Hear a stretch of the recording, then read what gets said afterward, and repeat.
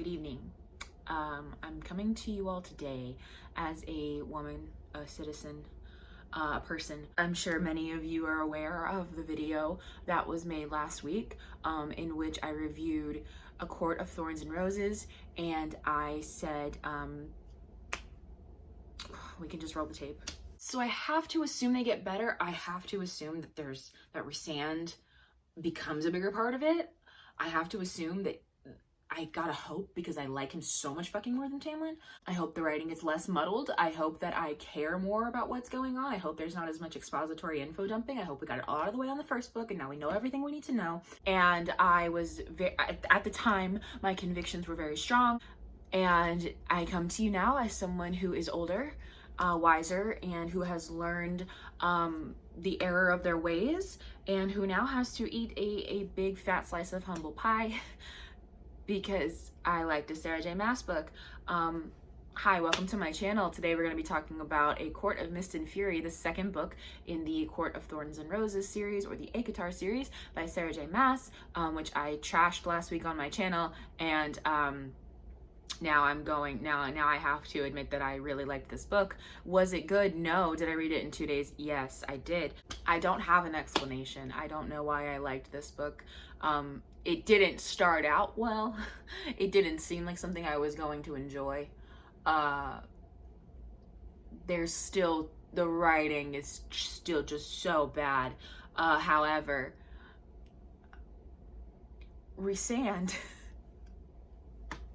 and Feyre,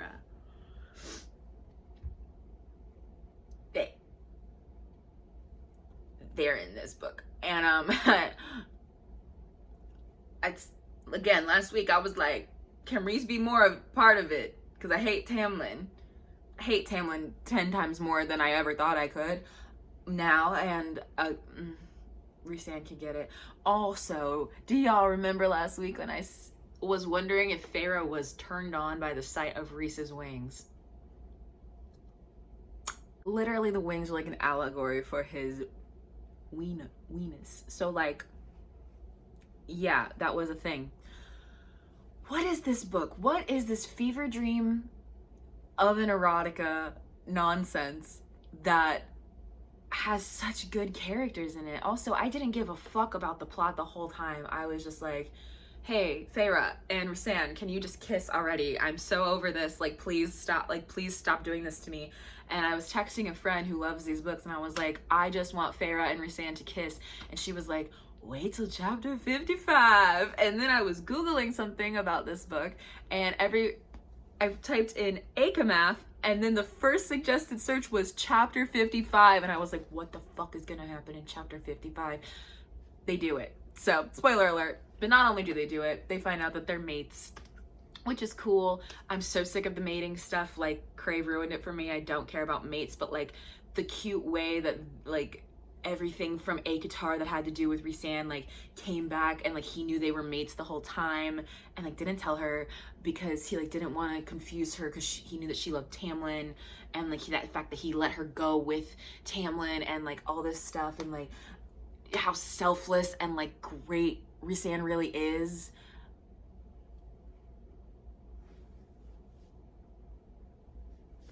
We start off strong with Feyre having like traumatic nightmares about what happened under the mountain. She says, maybe I'd always been broken and dark inside, which, like, me too, you're not edgy, like, whatever. I was the butcher of innocence and the savior of a land. All right, ma'am. It had been 3 months since under the mountain, so we get a timeline there. When it seemed like I was done heaving, I eased from the toilet. She's throwing up after her nightmare. She says, I eased from the toilet. Since when do they have toilets? This is mentioned again that they have like working bathrooms. Since fucking when? I didn't know about that. She calls him Rhys. She's like, I hadn't heard from Rhys since we made our bargain. Oh well, whatever. I'm getting married to Tamlin. Cool. They're both having nightmares, and neither of them were talking about it, and her and Tamlin. And it's fine, and like they're spending a lot of time apart, and it's fine. And now she's expected to like be the High Lady, which there's no High Ladies. She's expected to be the wife of the High Lord, and like do all this stuff and bow and scrape and do all this stuff and plan all these parties and whatever. And Tamlin won't let her do anything because he's like terrified of somebody finding her again and like hurting her again. So he's like gone full Edward Cullen eclipse on her, and like won't let her out of the house, and like everything terrible that I hated about that is happening here. He's got this priestess named Ianthe, watching over her and like helping her with the wedding and stuff. She turns out to be a piece of shit. It's fine. All servants were the same. Some still cried with gratitude when they passed me in the halls. Like, I know she saved their lives and everything, but like, damn, relax. Okay. I wasn't born high fae. I'd been made, resurrected, and given this new body by the 7 high lords of Prythian. I wasn't Tamlin's mate as far as I knew. There was no mating bond between us yet. And then I said, calling it, she's Rhysand's mate. Like, I said it like, this is locations because I did a Kindle version. But I think that's like page 10 or something. Like, it was obvious, but I still like the way it turned out. I didn't know what I'd really expected from Ianthe, one of the 12 high priestesses who together govern their sisters across every territory in Prythian. And then we get like a 10-page info dump about the priestesses, which does turn out to like mean something because like, it actually doesn't though. It actually doesn't. Tamlin let out a low snarl of approval, and I bit my bottom lip as he removed his pants along with his undergarments, revealing the proud, thick length of him. No. I hate the way she writes sex scenes. It's awful. Interesting as a high lady. This is like when he's about to start like schmeeding her schmushy. There's no such thing as a high lady. What do you mean there's no such thing as a high lady? He looked up between my legs, but what he'd said, what he implied. High lords only take wives, consorts. There has never been a high lady. And then Lucien turns into a whole ass baby bitch and is like, we have to follow the rules now. Now that everything is back to normal and everything is safe, I can't go against Tamlin at all, even though I went against Tamlin all of Aketar to like get you hurt by the Suriel and like this, that, and the third. And I always told you stuff that I wasn't supposed to, but now I can't do that anymore. Cool. We hate Lucien now.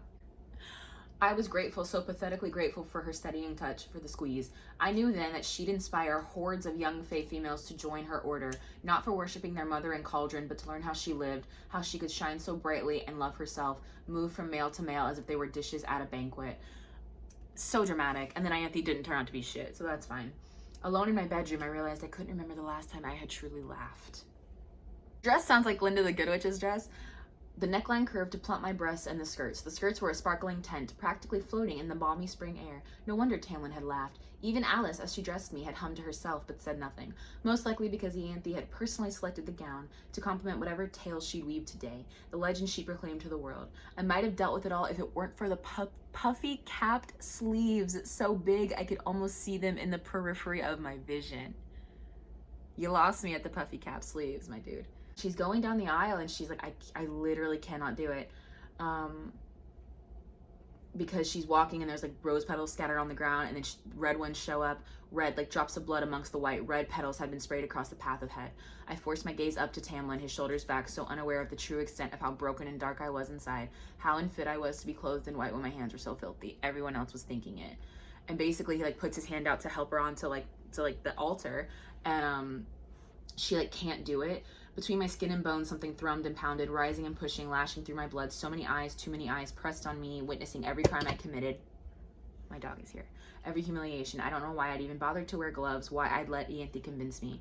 The fading sun was too hot, as inescapable as the vow I was about to make, binding me forever, shackling him to my broken and weary soul. The thing inside me was roiling now, my body shaking with the building force as it hunted for a way out forever. I would never get better, never get free of myself, of that dungeon.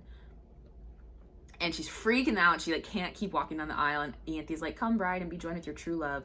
Come bride and let good triumph at last. Good. I was not good. I was nothing in my soul. My eternal soul was damned. Okay, Edward Cullen. I tried to get my traitorous lungs to draw air so I could voice the word no, but I didn't have to say it.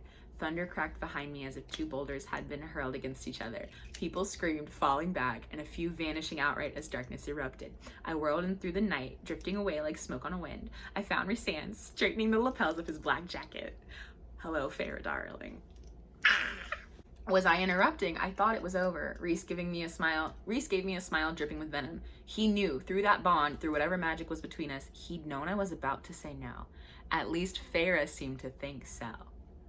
His stare dipped to my left hand. Rhys gave no warning as he gripped my arm, snarling softly, and tore off the glove. His touch was like a brand, and I flinched, but he held firm until he got both gloves off. I heard you begging anyone to rescue you, to get you out. I heard you say no. I didn't say anything. He turned my bare hand over, his hold tightening as he examined the eye he tattooed. He tapped the pupil once, twice. I heard it loud and clear. So like she's in the house for a week, and Reese is literally like, you can go anywhere you want, and she's like, I want to go home, and I'm like, we already did this in ACOTAR. You can't like just reuse sections of Tamlin and Feyre's conversations in this second book. It does not. We already read this. So anyway, yeah, they have a bathroom, a porcelain sink and toilet lay behind an arched wooden door. I didn't realize they had bathrooms, like whole ass toilets and stuff. Like I thought this was like a bedchamber pot situation. In the night court, she wears like, literally looks like, reminds me of like a Jasmine outfit. It's like pants that are like loose and they like cuff at the bottom, and then like a midriff shirt. And I'm like, it's because Reese knows she prefers to wear pants instead of dresses. And in the spring court, she had to wear dresses all the time because she was supposed to be like the lady. This is so boring. Yeah, they have a whole long thing of like, how do you see into my head through the bargain? It's a bridge between us. At either end is a door to respective minds. My talents allow me to slip through the mental shields unless they're very, very strong. Blah, blah, blah. Sometimes you have a shield up, blah, blah, blah, but you need to work on the shield. You could train though, learn how to shield against someone like me. Voldemort did it first. Like, Snape and Harry did this already in order. Like, we already did this. Sarah, it's fine. It's so boring. He's like, I want you to learn how to read. I'm going to teach you how to read. He says, has anyone ever told you you're strong for a high fae? Because of course she is, because here's the thing. So because she got a drop of power from all 7 High Lords and she was made into a fairy, she has the powers of all 7 High Lords, but she's been so like restricted by Tamlin that she never really figured that out. And so as they're like going through everything, basically he wants her to be like a spy in the spring court or whatever. Or is that Tamlin? No, Tamlin wants her to be the spy in the night court. I'm not your enemy, Feyre. Tamlin says you are. I curled the fingers of my tattooed hand into a fist. Everyone else says you are. And what do you think? He leaned back in his chair again. You're doing a damn good job of making me agree with them. Liar. Did you even tell your friends what I did to you under the mountain? I don't want to talk about anything related to that with you or them. No, because it's so much easier to pretend it never happened and let them coddle you. I don't let them coddle me. They had you wrapped up like a present yesterday, like you were his reward. War is coming, Feyre. Oh my god, big deal. The King of Hybern has been planning his campaign to reclaim the world south of the Wall for over 100 years. Amarantha was an experiment, a 49-year test, to see how easily and how long a territory might fall and be controlled by one of his commanders. I'm telling you for 2 reasons. You're close to Tamlin. He has men, but he also has long existing ties to Hybern. He never helped the king. Reese held up a hand. I want to know if Tamlin is willing to fight with us, if he can use those connections to our advantage. As he and I have strained relations, you have the pleasure of being the go-between. He doesn't inform me of those things, I said. Perhaps it's time he did. Perhaps it's time you insisted. Here's my dissertation on Rhysand. He does not treat her like a baby. He treats her like an equal, like as if she's better than him. There's multiple times when he's like kneeling before her. Once is in a sexual context and once is like helping her get dressed, and she's literally like, he said like, I'll bow for nobody, but he kneels before her. He's like, she's my equal, like I bow before her. He makes her high lady. At the end of this, spoiler alert, they get married in secret and then she has to go back to Tamlin. I'm getting ahead of myself. But I know you more than you realize, I think, and I don't believe for one damn minute that you're remotely fine with being a pretty trophy for someone who sat on his ass for nearly 50 years, then sat on his ass while you were shredded apart. And do not try to delude yourself that any of the Fae will give a shit about your family across the wall when our whole territory is likely to become a charnel house. I don't know what a charnel house is, but it doesn't sound good. I thought Morgan was going to be some kind of red herring, that she was going to be like the bad guy and then she wasn't the bad guy. No, that didn't happen. So we got more, Cassian and Azriel, which they call him Az, and I fucking hate Az more. Like, just call them their names. Az, Mor, Tam, Reese, like, just call them their names. Give them the names for a minute. How does vanishing work? I said softly. I'd seen only a few high fae do it and no one had ever explained. Reese didn't look at me, but he said, winnowing. And then I said, or as Tracy Wolf calls it, fading. I swear on my life. I said it last week, but I really mean it now. Sarah J. Maas should sue the fuck out of Tracy Wolf. This book and Crush, identical. I raised and lowered my mental shield until my mind was limping. Tracy even ripped off the mental shielding that Grace had to do from Hudson. Whoo, girl. Oh yeah, she comes back from being at the night court for a week and Tamlin has destroyed the house. We've got classic white boy punching a wall when something doesn't go his way. Only he's a beast, so it's like destroyed the whole house. We need you to tell us everything, Tamlin said. The layout of the night court, who you saw, what weapons and powers they bore, what Reese did, every detail you can recall. I didn't realize I was a spy. Lucian shifted in his seat, but Tamlin said, as much as I hate your bargain, you've been granted access into the night court. Outsiders rarely get to go in, and if they do, they rarely come out. And if they can function, their memories are usually scrambled. Whatever Rhysand is hiding in there, he doesn't want us knowing about it. She's like, I think I have powers, and he's like, no, we're not even gonna talk about that. The moment word gets out about it, you will have a target on your back. Did you know about it? I demanded. Did you suspect? I hoped it wasn't true. And now that Rhys suspects, there's no telling what he'll do with the information. He wants me to train.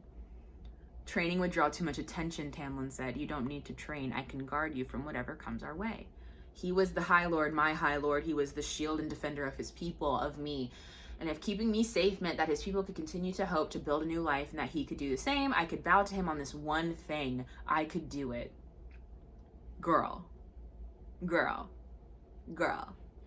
Febra. Baby. What are you talking about? There's a tithe that they have to do, and like the tithe is where everybody has to bring money and all this stuff, and then if they don't pay their tithe, he has to like kill them because it's like he needs more money. I don't know. Like water person comes. What is she called? She doesn't have anything to pay him with, and he's like, you better get it. If you have 3 days to pay or bring double the next month. If you fail to do so, you know the consequences. She didn't bring a basket of fish because there was no fish in her pond. We don't need a basket of fish. Why make her suffer? We don't need these things. Why make her starve? Why not help her replenish the pond? I'd spent enough years with an aching belly to not be able to drop it, to want to scream at the unfairness of it. His emerald eyes softened as if he read each thought on my face. But he said, because that's the way it is. That's the way my father did it and his father, and the way my son shall do it. He offered a smile and reached for my hand. Someday. And I wrote, fuck this! So she runs out. She takes a bracelet off, and gives it to the water person or whatever. And she like rips off her necklace and her earrings and whatever the fuck, and she gives it to the water person. She's like, give him what you owe and buy yourself some food. And what payment do you require? Nothing. It's not a bargain. Just take it, please.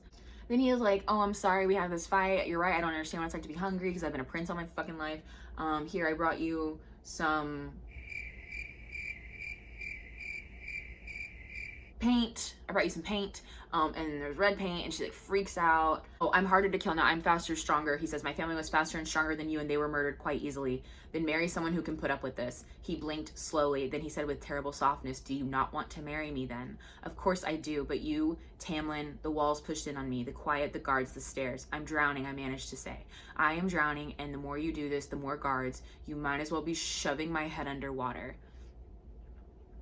And she says this, and then I cried out, instinct taking over as his power blasted through the room. The window shattered, the furniture splintered, and that box of paints and brushes and paper exploded into glass and dust and wood. Around me, no debris had fallen, as if he had shielded me. Tamlin took a step toward me over that invisible demarcation. He recoiled as if he'd hit something solid. Feyre, please, he breathed, and I realized that line, that bubble of protection, it was from me. Because he just blew up the room because you tried to share your fucking feelings. Like, he's psychotic, and I'm sure he probably has like serious mental like trauma from what happened under the mountain, but so does she. And like, it's so, just because you're the High Lord, like you get to, oh my god, I fucking hate him. Rhys said quietly, I was a prisoner in her court for nearly 50 years. I was tortured and beaten and fucked until only telling myself who I was, what I had to protect, kept me from trying to find a way to end it. Please help me keep that from happening again, happening to Prythian. Some distant part of my heart ached and bled at the words of what he'd laid bare, but Tamlin had made exceptions. He lightened the guard's presence, allowed me to roam a bit more freely. He was trying. We were trying. I wouldn't jeopardize that. At night, he left a pile of books by my door with a note. I have business elsewhere. The house is yours. Send word if you need me. Days passed, and I didn't. Rhys returned at the end of the week. That's great. Lazy rushed. Love it. Love it so much. She's learned to read, and then like a week goes by, she learns how to read words for the first time. Now she's reading whole ass books. Tell me what to do, Rhys said. Tell me what to do, how to help you. He spoke again as if the words tumbling out loosened his grip on his power. Talons of smoke curled over his fingers and great wings of shadow spread from his back. Months and months, and you're still a ghost. Does no one there ask what the hell is happening? Does your High Lord simply not care? He did care. Tamlin did care, perhaps too much. He's giving me space to sort it out, I said, with enough of a bite that I barely recognized my own voice. Let me help you, Rhys said. We went through enough under the mountain. I flinched. She wins, Rhys breathed. That bitch wins if you let yourself fall apart. Basically, Feyre overhears Tamlin and Ianthe talking, and basically they're like, if any High Lord finds out that she's got all this power, they're gonna kidnap her and use her for breeding like strong offspring. So that's why we can't tell anybody. And she's like, ew, that's gross. But she's like, I want to get out of this fucking house because I've been trapped under the mountain before in a dungeon. I don't want to be trapped anymore. Don't even think about it, Tamlin warned. He growled, don't even try to come after us. I can fight, I tried again. A knack for survival wasn't the same as trained skill. Please, I never hated a word more. It was like being hit with stones, so hard I could feel myself cracking, but I lifted my chin and said, I'm coming along whether you want me to or not. No, you aren't. He strode right through the door, his claws slashing the air at his sides, and was halfway down the steps before I reached the threshold, where I slammed into an invisible wall. I staggered back, trying to reorder my mind around the impossibility of it. It was identical to the one I'd built that day in the study, and I searched inside the shards of my soul, my heart, for a tether to that shield, wondering if I'd blocked myself, but there was no power emanating from me. I reached a hand to the open air of the doorway and met solid resistance. Tamlin, I rasped, but he was already down the front drive, walking toward the looming iron gates. Lucian remained at the foot of the stairs, his face so pale. Tamlin, I said again, pushing against the wall. He did not turn. This writing right here, these next two parts, this part, that part, and this part.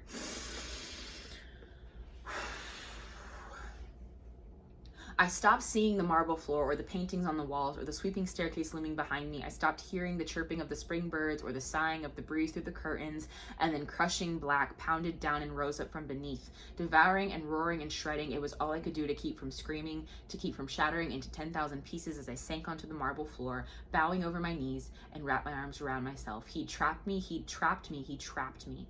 I had to get out because I'd barely escaped from another prison once before, and this time, winnowing. I could vanish into nothing but air and appear somewhere else, somewhere open and free. I funneled for my power, for anything, something that might show me the way to do it, the way out. Nothing. There was nothing, and I had become nothing, and I couldn't ever get out.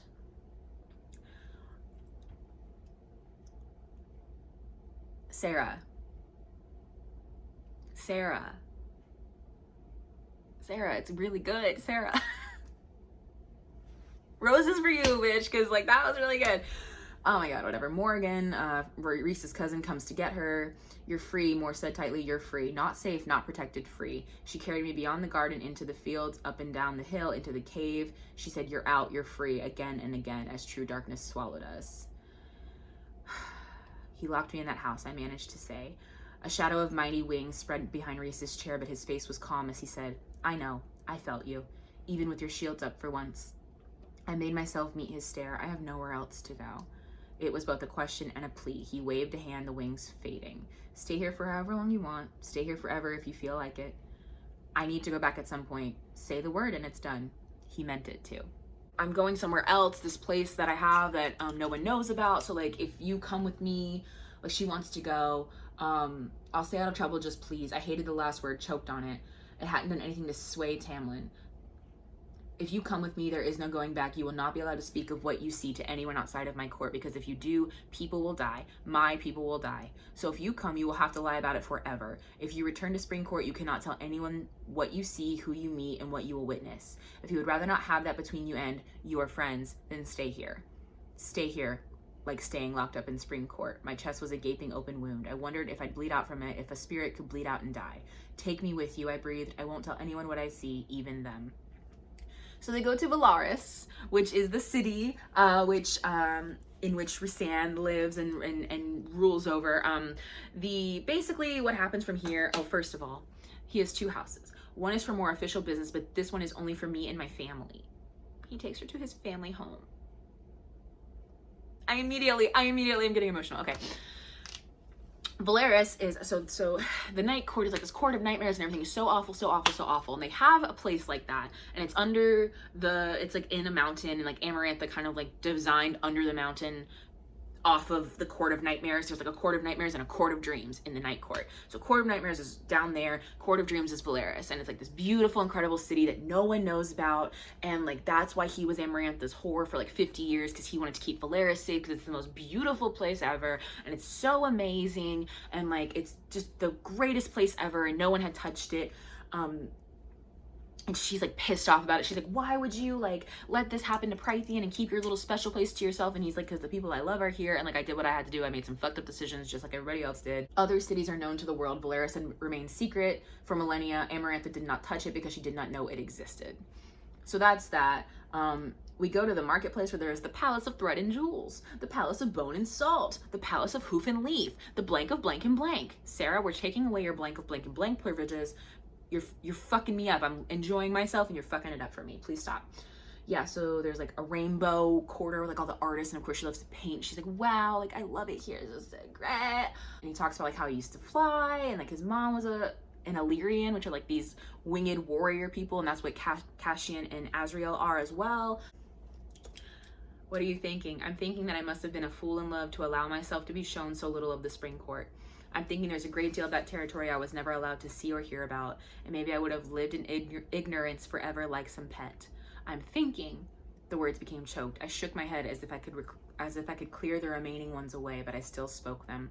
I'm thinking that I was a lonely, hopeless person, and I might have fallen in love with the first thing that showed me a hint of kindness and safety. And I'm thinking maybe he knew that, maybe not actively, but maybe he wanted to be that person for someone. And maybe that worked for who I was before. Maybe it doesn't work for what I am now.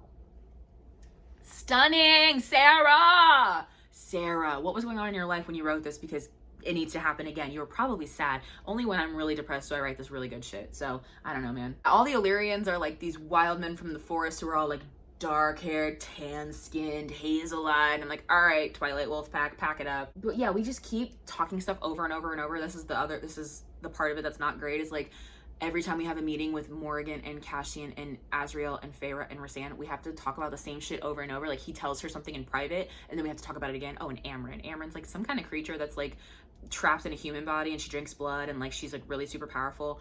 I don't know. Feyre's like, well, Tamlin said it would like send a message or whatever, and Morrigan's like, you've left the spring court. If that does not send a message for good or bad, then your training will not either. 2, I once lived in a place where the opinion of others mattered. It suffocated me, nearly broke me, so you'll understand me, Feyre, when I say that I know what you feel, and I know what they tried to do to you, and that with enough courage you can say to hell with a reputation. I love her, and like, here's her backstory. So, because this is a long ass book. So she comes from the hewn city, like under the mountain. Her dad's like the king of that part of it. I don't fucking know how this system works because she's bad at world building, but she was like prized and whatever, and they were gonna sell her off to the highest bidder to take her virginity, and so she went to the Illyrian camp and just like fucked Cassian so that she was useless, and then they tried to like tie her up and like kill her or whatever, and that's when Rhys like rescued her and like brought her up from the mountain. But like they literally were gonna sell her off to like whoever was the highest bidder, they could fuck her. It was really awful. And then remember how Amarantha had the ring with the eye and the finger bone of Jurian? The king wants to make Jurian into a man again for some fucking reason. I never understand this part. They're like, but how do we stop him from doing that? Amren's like, you know what to do. You have to go to the prison and talk to the bone carver, or as Tracy Wolf would say, the bloodletter. Like, this is all the same. We've got nothing to offer him but an immortal with a mortal soul. And this is a mistake, because for the rest of the book, she does not say mortal soul. She says mortal heart, because all souls are immortal. That's the point of them. You cannot have a mortal soul. It's not physically possible. So, whoopsie daisies. Rhysand's basically like, yeah, I'm a monster. I let everyone think I'm a monster and a piece of shit, because then they won't want to come to the court of the night court, and they won't see the court of dreams. They won't know about Valeris if they think I'm an asshole, and like I just have this horrible reputation. That's fine with me, because then they're afraid of me and they won't attack what I love the most, which is Valeris. I'm actually a good guy. Great. Hudson Vega is typing. She has her nightmare, and then he comes and like holds her hair back while she throws up. There's a part where they're talking to the bone carver, and to Feyre it appears like a little boy. And I love this because I promise you she had to put this part in because people did not know how to pronounce Feyre. The boy stood but kept to the other side of the cell. Feyre, he murmured, cocking his head. The orb of Fey-light glazed the inky hair in silver. Feyre, he said again, drawing out the syllables as if he could taste them. F-A-Y -R-U-H. You know, like in Goblet of Fire, when Hermione has to teach Victor Crumb how to say her name because nobody could fucking pronounce Hermione? That's exactly what this is. Oh, this is the moment when I understood why everybody loved Rhysand and hated Tamlin. Emissary, Rhysand said, ignoring his cousin. She's emissary to the night court for the human realm, Azriel said. There hasn't been one for 500 years. There also hasn't been a human turned immortal since then either. Rhys met my gaze. The human world must be as prepared as we are, especially if the king of Hybern plans to shatter the wall and unleash his forces upon him. upon them. So you've got Tamlin, who 3 days before the curse is over in Akatar, sends her home with no protection to hide her from Amarantha's creatures who have already crossed the wall, gets an innocent family murdered. And then you got Rhysand, who gives Feyre the power to protect her family by making her an emissary.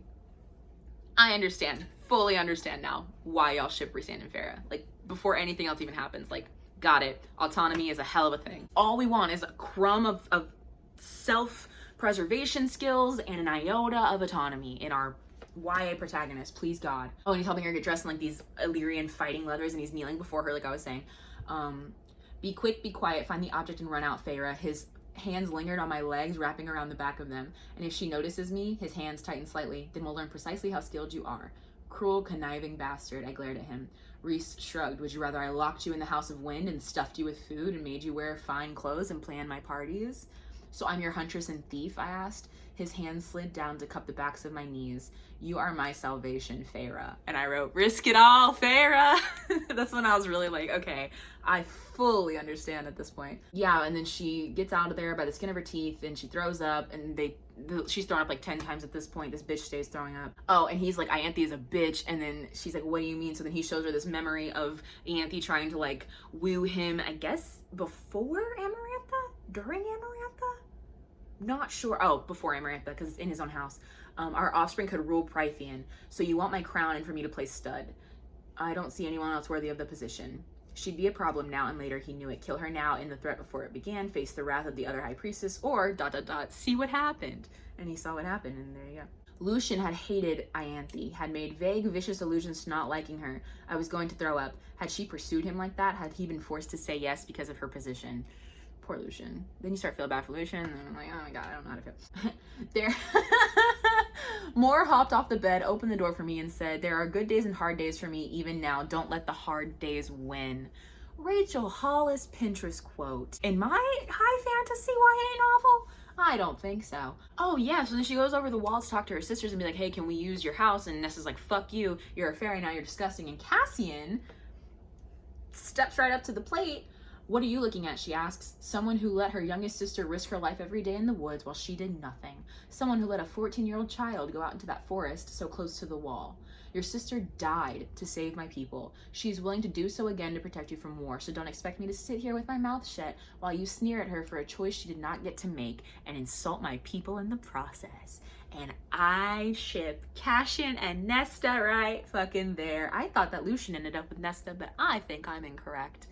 Actually, I know I'm incorrect because the end of this book is, so rushed, but Lucian ends up with her other sister, who I never remember. But you were not born high fae, Nesta said, so what do they call you? And Rhys said, Feyre is whoever she chooses to be. Lucian finally finds her, and is like, you have to come home, Feyre. Like, oh my God, like, basically treating her like she's jumping off a bridge. Like, he's like, oh, okay, everything's okay, Feyre. Like, just come home with me. And she's like, fuck you. You did nothing to help me when he locked me in there. Like, no, absolutely fucking not. So, then she, like, writes a letter, basically. I think before that, she writes a letter that was like, I'm safe, I'm fine, I don't want to come back, do not come for me. Lucian does anyway, and she's like, wow, he really didn't fucking listen to me. And I was like, Feyre, he never listened to you in your entire relationship, please understand. We keep rehashing that nobody knows about Valeris, like, over and over and over again, to the point where I was like, she's gonna be forced to tell somebody about Valeris, and she is, because basically this plot is so convoluted. So the king of Hybern wants to get the cauldron that's like the root of all life, and the legs have been taken off of it, and then there's a book that you need to open it, and then the Jurian guy is a part of it too. I don't fucking know. Basically, the main goal of Feyre is to get the book, but the book has been separated. Half of it is within Prythian, and half of it is in the human realm, guarded by like the 7 queens. So because she's fairy who used to be human, they're like, she can get it, and she's the only one who can read it because she's the only one that's not fairy or human. I don't remember, but that's what the bone carver tells you, like, you have to read this book. So she goes to like the summer court with the really sweet guy by the ocean, and she gets the book, almost drowns in the process. Whatever, that guy's super mad. He sends like blood rubies to be like, this is a war. And she's like, oh no, he was nice. And Rhys was like, yeah, fuck, he was nice. Oh well. Now we're in a feud with him, which I guess will come back in the 3rd book because we don't ever talk about it again. And then she uses Nesta and Elaine's house to like have a meeting with the 7 queens, and they're all like, no, we don't trust fairies. Fuck you, fuck you, fuck you. And then eventually, she gets the book from like this golden haired lion looking queen, and then oh, but the way that they finally convince them to let them have the book is they have this like truth orb spear thing, and they bring it to the queens and they show them Valeris, and they're like, because Morrigan, the cousin, was like part of the war, the first war that they all remember, and she's like, I am the Morrigan, you know, I have the truth sphere, whatever the fuck, and like, here's Valeris, and this is a beautiful place, see, we trust you with this information, no one knows about it, can we have the book, pretty please? And I think they say no, but then I think the Lion Queen had like snuck it in, whatever, they get the fucking book is the point, but then also people know about Valeris now, and then a bunch of adders come from the King of Hybern and like try to destroy Valeris, but then Feyre helps them. And the poor little Lion Queen, they drop her from the sky and she gets like impaled on a fence. It's awful. Poor thing. But then basically they go to the king's castle to read the book in front of the cauldron, to like open the cauldron and like not let him have it or whatever the fuck.